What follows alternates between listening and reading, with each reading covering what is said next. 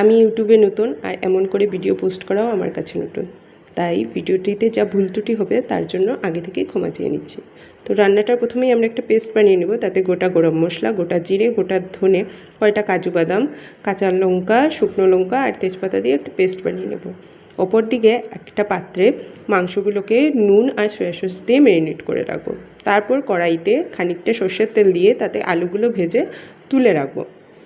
আলুগুলো ভাজার পর সেই তেলেই খানিকটা ঘি দিয়ে একটু বেশি পরিমাণে পেঁয়াজ ভেজে নেব বেরেস্তার মতো করে। যখন ব্রাউনিশ কালার হয়ে যাবে তখন পেঁয়াজটার মধ্যে আদা রসুনের পেস্ট দিয়ে দেবো।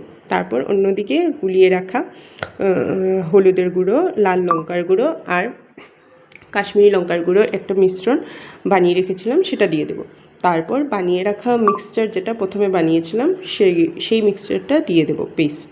তারপর ভালো করে মশলাটা কষানোর পরে আমরা সেটার মধ্যে ম্যারিনেট করা মাংসটা দিয়ে দেবো। মাংসটা দিয়ে আবার ভালো করে আমরা ভাজা করব।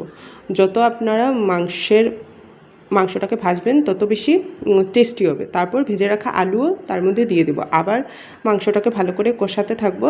তারপর দেখবো যে মাংসটা অলরেডি হাফ সিদ্ধ হয়েই গেছে। তারপর খানিকটা করে গরম জল দেবো আর একটু একটু করে সিদ্ধ করব। যখন দেখবো মাংসটা প্রায় সুসিদ্ধ হয়ে গেছে, তারপর উপর দিয়ে কুচিয়ে রাখা ধনেপাতা ছিটিয়ে কিছুক্ষণ স্ট্যান্ডিং টাইমে রেখে নামিয়ে দিলেই রেডি আমার তৈরি করা মাংস। খেয়ে দেখবেন কেমন লাগে এমন করে বানিয়ে।